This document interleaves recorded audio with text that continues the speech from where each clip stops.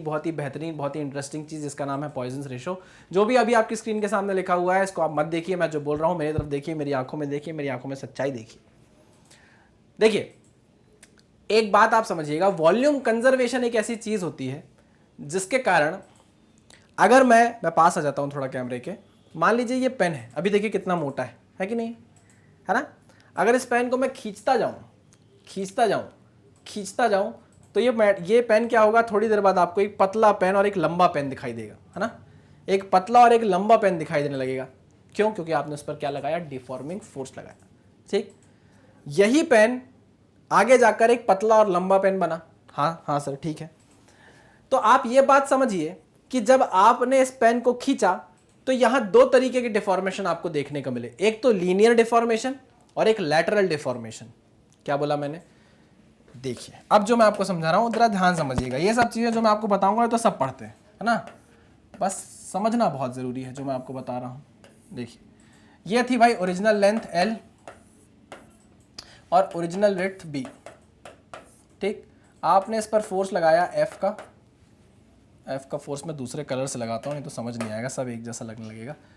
ये है भाई विड्थ B, इस पर आपने फोर्स लगाया F का फोर्स लगाने के बाद आपने देखा कि भाई ये जो रॉड थी ये लंबी हो गई भैया, रॉड क्या हो गई, लंबी हो गई, बट लंबी होने के साथ साथ पतली भी हो गई। ऐसा कुछ हो जाएगा? हाँ सर। तो अब इसकी नई विड्थ क्या बन गई, अब इसकी नई विड्थ बन गई B डैश, है ना, और नई लेंथ हो गई इसकी क्या, L प्लस डेल्टा L। सही समझे कि नहीं समझे? बिल्कुल। मतलब ये जो रॉड, अभी तक हम क्या कर रहे थे, अभी तक हम सिर्फ लीनियर डिफॉर्मेशन देख रहे थे, लॉन्गिट्यूडनल स्ट्रेन देख रहे थे, हम क्या कर रहे थे, दूसरे डायमेंशन को अभी तक नहीं देख रहे थे, लेकिन अब हमको दूसरा डायमेंशन भी देखना है। हम जानते हैं प्रैक्टिकली क्या होता है, अगर किसी भी ऐसी रॉड को खींचा जाए तो वो पतली होगी और लंबी होगी, पतली होगी और लंबी होगी, है ना। ऐसा क्यों होता है? क्योंकि भाई वॉल्यूम कंजर्वेशन एक चीज होती है बाबा। ये जो ब्लैक कलर का ऑब्जेक्ट है इसका जितना वॉल्यूम होगा वही वॉल्यूम इस वॉयलेट कलर के उसमें मटेरियल में भी होगा, ऑब्जेक्ट में भी होगा। नहीं, अरे बाबा इससे ही तो ये बना है ना, मटेरियल कहीं गया थोड़ी ना। जब आपने इस पेन को खींचा तो पेन लंबा हुआ और पतला हुआ, लेकिन मटेरियल कहीं गया थोड़ी ना, मटेरियल तो अभी भी इसी पेन का है ना, इसी पेन में है ना। हाँ, तो जो वॉल्यूम उस पतले और लंबे पेन का होगा वही वॉल्यूम इस ओरिजिनल पेन का भी होगा। आई मेरी बात समझ में? हाँ ठीक है, ये बात आपको समझ में आई। हाँ, इसके बारे में और आगे हम जाकर बात करेंगे। अब आप समझना कि ये जो डेल L आया है इसको मैं बोलता हूं लॉन्गिट्यूडनल डिफॉर्मेशन, लॉन्गिट्यूडनल डिफॉर्मेशन, है ना। और B माइनस बी डैश अगर मैं करूंगा, B माइनस बी डैश अगर मैं करता हूं तो इसको मैं बोलता हूं, या फाइनल माइनस इनिशियल करते हैं ना, फाइनल कितना हुआ, B डैश माइनस B, है ना। ये किस में आएगा, नेगेटिव में आएगा। किस में आएगा, नेगेटिव में आएगा, क्योंकि B डैश छोटी वैल्यू है, B डैश में से B माइनस करेंगे तो नेगेटिव वैल्यू आएगी। आएगी कि नहीं आएगी? हाँ सर, नेगेटिव वैल्यू आएगी। ये क्या है, this is lateral deformation, this is lateral deformation. अच्छा, इसका मतलब यह है कि जब आपने लीनियरली डिफॉर्म किया किसी चीज को तो वो अपने आप, आपके हाथों में नहीं था, ये तो परवरदिगार के हाथ में है, तो प्रकृति के हाथ में है कि अपने आप वो जो ऑब्जेक्ट था, वो मेटालिक रॉड थी, वो क्या हो गई, पतली हो गई, है ना। जैसे आपने देखा होगा वायर ड्राइंग में, किसमें, एक मोटा सा रॉड डालते हैं, एक डाई के अंदर, एक डाई होती है उसके अंदर मोटा सा रॉड डालते हैं और दूसरी तरफ से उसको खींच लेते हैं, तो वो क्या बन जाती है, वायर बन जाती है, पतली सी। क्या बन जाती है, वायर बन जाती है। इतना मोटा रॉड आपने अंदर डाला था और बाहर निकली क्या, पतली सी रॉड, पतली सा वायर, तो लंबा हो गया और बहुत पतला हो गया। यही तो हुआ, अभी आगे जाके आपको दिखाऊंगा, इसको बोलते हैं वायर ड्राइंग, मैन्युफैक्चरिंग प्रोसेस आप पढ़ोगे इंजीनियरिंग में, वहां आएगा। चलिए, तो लॉन्गिट्यूडल डिफॉर्मेशन आप लाए, ये आया पॉजिटिव में, लेकिन आपने जब लैटरल डिफॉर्मेशन देखा वो नेगेटिव में आ गया। अच्छा, अगर ये फोर्स मैं उल्टा कर दूं, कंप्रेसिव कर दूं, तो क्या होगा, रॉड की लेंथ कम हो जाएगी और चौड़ाई ज्यादा हो जाएगी, तब मैं बोलूंगा लॉन्गिट्यूडनल डिफॉर्मेशन नेगेटिव है, लेकिन जो लैटरल डिफॉर्मेशन है वो पॉजिटिव है, क्योंकि फिर क्या हो जाएगी, रॉड मोटी हो जाएगी ना। हाँ सर, ठीक है। तो इसी चीज को ध्यान में रखते हुए हमने एक रेशो बनाया, ध्यान से समझिएगा, इसमें कोई इंपॉर्टेंट चीज नहीं थी, आगे बढ़ते हैं। चलो अभी लिखे रहने देता हूँ, नहीं तो तुम लोग बोलोगे। यही सोच के एक इंपॉर्टेंट फैक्टर, एक इंपॉर्टेंट रेशो बनाया गया जिसको पॉइजन्स रेशो बोला गया। Poisson's ratio is a measure of the Poisson effect, the phenomena in which a material tends to expand और stretch in directions perpendicular to direction of applied load. मतलब जिस direction पर load apply हुआ है उसके perpendicular direction में आपको दिखता है एक्सपेंशन और कॉन्ट्रैक्शन। आपने फोर्स लगाया था लॉन्गिट्यूडनली, लेकिन डिफॉर्मेशन आपको लैटरली भी दिखा। ये देखो लैटरली डिफॉर्मेशन भी दिखा, ये अपने आप हुआ, ये मैंने नहीं किया। इस मटेरियल को अगर लंबा होना है तो उसको जो वॉल्यूम चाहिए वो कहां से आएगी? इसी के पतले होने से तो वॉल्यूम मिलेगी, तभी तो ये आगे बढ़ा, है ना। ये जो चीज यहां से ये पतली हुई है, ये देखो, ये जितना हैच कर रहा हूं एरिया में, जितने वॉल्यूम यहां से कम हुई है वही वॉल्यूम तो यहां सप्लाई हुई है बाबा। ठीक, पक्का? हाँ सर, समझ में आ गया। ओके, चल आगे बढ़ते हैं। तो ये होता क्या है पॉइजन रेशो? इसका एक फॉर्मूला है भाई, प्यारा सा फॉर्मूला है। क्या फॉर्मूला है? पॉइजन रेशो को मैं रिप्रेजेंट करता हूं भाई म्यू से, है ना। आपको सिग्मा से बताया जाता है बुक्स में, लेकिन मैं उसको नहीं मानता, मैं म्यू से करता हूं। तो परेशान मत होना, मैं म्यू से करता हूं प्लीज थोड़ा सा, क्योंकि मैंने सिग्मा से ऑलरेडी स्ट्रेस मान लिया है। ठीक है, चलो। तो म्यू इज नथिंग बट, ये ऑलवेज पॉजिटिव होता है, याद रखना, इट इज ऑलवेज पॉजिटिव। चलो इसके बारे में बात करते हैं। नेगेटिव भी हो सकता है लेकिन थ्योरेटिकली होता है, कोई बात नहीं। Mu is equals to lateral strain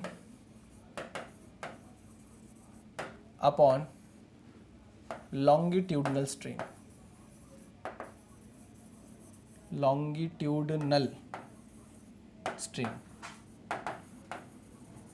ठीक।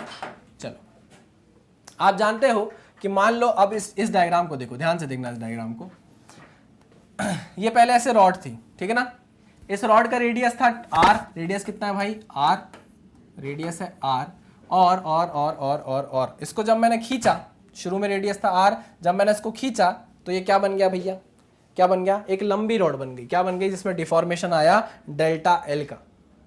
नहीं आई बात समझ में? अरे आई ना सर। देखो पहले इसका, देखो आपको दिख नहीं रहा होगा, मैं इसका कलर चेंज करके जरा इसको ड्रॉ कर देता हूं। इनिशियली ये है 2r, मतलब ये है 2r, this is 2r, so this is r, this is r। ठीक है, अब आई बात समझ में? हाँ सर, अब दिख रहा है। तो मैं आपसे ये बोल रहा हूं कि पहले तो रॉड यहां तक थी, है ना। इनिशियल कंडीशन थी रॉड की ये देखो, है ना। इस पे F फोर्स लगाया, है ना। उसकी लेंथ इनिशियली L थी, रेडियस R था, इस पे फोर्स लगाया F का, तो डेल L उसमें इलॉन्गेशन आ गया, डेल L इलॉन्गेशन आ गया, और वो इतनी पतली हो गई। डेल्टा R उसमें क्या आ गया भाई? रेडियस में चेंज आ गया, change in radius delta R हो गया। तो हम बोल सकते हैं कि अब रेडियस कितनी बची? ये रेडियस कितनी है? R minus delta R, R minus delta R। बात समझ में आई कि नहीं आई? हाँ सर, समझ में आई। ठीक है, अब आप देखो कि this is delta L by L। अगर आप करोगे तो क्या आपको लॉन्गिट्यूडनल स्ट्रेन मिलेगी? हाँ सर, बिल्कुल मिलेगी। लॉन्गिट्यूडनल स्ट्रेन मिलेगी? हाँ सर, बिल्कुल मिलेगी, क्योंकि लेंथ बड़ी है तो ये पॉजिटिव आने वाली है, लेंथ बड़ी है तो पॉजिटिव आने वाली है। तो delta L by L, this is longitudinal strain. ठीक, लैटरल स्ट्रेन क्या होगी? लैटरल स्ट्रेन क्या होगी? देखो, final minus initial, final radius कितनी हो गई? R minus delta R, R minus delta R। ठीक, इनिशियल रेडियस कितनी थी? R, तो ये हो गई final minus initial, final minus initial करना है हमको। फाइनल रेडियस कितनी थी? R minus delta R, initial कितनी थी? R, तो ये R से ये R कट जाएगा, क्या बचेगा? Minus delta R। यही तो आया ना, इतना ही तो चेंज आया रेडियस में। हाँ सर, इतना ही चेंज आया, तो हम बोलेंगे minus of delta R upon R। ये क्या हुआ? लैटरल स्ट्रेन हुआ। माइनस क्यों? क्योंकि भाई रेडियस कम हुई है, पतली हुई है आपकी वायर, इसलिए। अगर मोटी हुई होती आपकी वायर तो भाई वो पॉजिटिव होता, लेकिन भाई जब यहां आ गई पॉजिटिव स्ट्रेन तो यहां पे नेगेटिव ही आनी है, ये पक्की बात है। एक डायमेंशन बढ़ेगा तो दूसरे को घटना ही पड़ेगा। अगर आपकी वायर लंबी हुई है तो पक्की बात है कि वो पतली हुई होगी, अगर आपकी वायर छोटी हुई है तो पक्की बात है कि वो मोटी हुई होगी। तो अगर एक डायमेंशन कम हो रहा है तो दूसरा बढ़ेगा, अगर एक डायमेंशन बढ़ रहा है तो दूसरा कम होगा। ठीक है ना। चलिए, तो ये हो गया भैया हमारा लैटरल स्ट्रेन, ये हो गया हमारा लॉन्गिट्यूडनल स्ट्रेन। तो चलिए, इससे आपको समझ में आ गया कि जो म्यू है, म्यू क्या होता है? म्यू इज नथिंग बट देखो ये क्या है? लॉन्गिट्यूडनल डायरेक्शन है, ठीक है ना। तो मैं लॉन्गिट्यूडनल डायरेक्शन को बोल देता हूं एप्सिलॉन एक्स, है ना। और लेटरल डायरेक्शन को y बोल देता हूँ। अरे बाबा देखो, एक होती है x एक्सिस, एक होती है y एक्सिस और एक होती है z एक्सिस। जनरली हमेशा नहीं बोल रहा मैं, जनरली x एक्सिस को हम लॉन्गिट्यूडनल एक्सिस मान लेते हैं और y और z एक्सिस को हम लेटरल एक्सिस बोल देते हैं जनरली, ठीक है ना। उस जनरल केस के हिसाब से मैं लिख दे रहा हूं कि भाई जब भी लॉन्गिट्यूडनल स्ट्रेन आएगा तो हम उसको बोलेंगे एप्सिलॉन x, और जो दूसरा है वो y डायरेक्शन में है, लेटरल स्ट्रेन है, तो एप्सिलॉन y, और इसके आगे माइनस पहले से लगा देते हैं हम, क्योंकि हमको पता है कि ये नेगेटिव आएगा तो नेगेटिव नेगेटिव मिलके क्या बन जाएगा, पॉजिटिव बन जाएगा। ठीक, मतलब एक स्ट्रेन होगी पॉजिटिव, एक होगी नेगेटिव, ये नेचुरल चीज है। कभी कभी एक ऐसे कोई आप मटेरियल देखोगे, ऐसे कोई पॉलीमर्स देखोगे जिसमें आप इस रॉड को खींच, मान लो कोई पॉलीमर है, इसको आपने खींचा तो खींचने के बाद भाई वो पतला नहीं हुआ, वो और मोटा हो गया, तब आप देखोगे कि ये वैल्यू पॉजिटिव आने लग जाएगी, मतलब ये पॉजिटिव आएगी, पॉजिटिव इंटू नेगेटिव, नेगेटिव बन जाएगा। समझे मेरी बात कि नहीं समझे? नहीं समझे, चलो उसकी टेंशन लेने की जरूरत आपको नहीं है। इतना समझ जाओ कि जब भी आप किसी मटेरियल को खींचोगे तो वो लंबा होगा पॉजिटिव चेंज आएगा, और पतला होगा नेगेटिव चेंज आएगा। या आप किसी मटेरियल को दबाओगे फोर्स लगा के तो वो छोटा होगा, नेगेटिव चेंज आएगा, और मोटा होगा यानी कि पॉजिटिव चेंज आएगा। This is longitudinal strain, this is lateral strain. ठीक है, क्लियर। चलो दिस इज द फॉर्मूला, याद रखना। चलो भैया, है ना, चलो this is Poisson ratio. Note दिया हुआ है आपको। The theoretical value of mu lies between -1 to 0.5। ये इसकी क्या है, ये थ्योरेटिकल वैल्यू है। कहां से कहां लाई करती है, -1 से 0.5। सर अभी तो आपने बोला कि माइनस नहीं होती है। कुछ ऐसे ऑब्जेक्ट होते हैं जिसमें ये वैल्यू नेगेटिव भी आती है, वो हम स्पेशली डिजाइन करते हैं। ठीक है, चलो। But in practice the value of mu lies between 0.2 to 0.5। ये वैल्यू 0 to 0.5 भी हो सकती है, सही होगी, है ना, 0 to 0.5 भी हो सकती है। The value of mu for rubber is 0.5। Rubber के लिए क्या होती है भाई, हमारी वैल्यू म्यू की क्या होती है, 0.5 होती है। कई जगह आपको 0.45 भी लिखी हुई मिलेगी, टेंशन मत लेना। ठीक है, चलो आगे बढ़े। हाँ सर आगे बढ़िए। सर म्यू का यूज क्या है, तो देखो कभी कभी आपको क्वेश्चन में बोल दिया जाएगा कि x डायरेक्शन में, यानी कि लॉन्गिट्यूडनल स्ट्रेन है मान लो 0.06, ऐसा बोल दिया गया। ठीक, और उस मटेरियल का म्यू है 0.25, तो आपसे बोला जाएगा बताओ उस मटेरियल में लैटरल स्ट्रेन कितना आया। ठीक, आपको लॉन्गिट्यूडनल स्ट्रेन बता दिया, आपको म्यू बता दिया, तो आप आराम से बता सकते हो minus epsilon y upon epsilon x। ये आपको पता है, इन दोनों को मल्टीप्लाई करोगे ये आपको मिल जाएगा। मतलब y डायरेक्शन में कितना चेंज आया होगा, मतलब उसकी मोटाई पतलाई कितनी हुई होगी, ये आपको समझ में आ जाएगा। ठीक है, हाँ sir, this is the case of Poisson ratio. चलो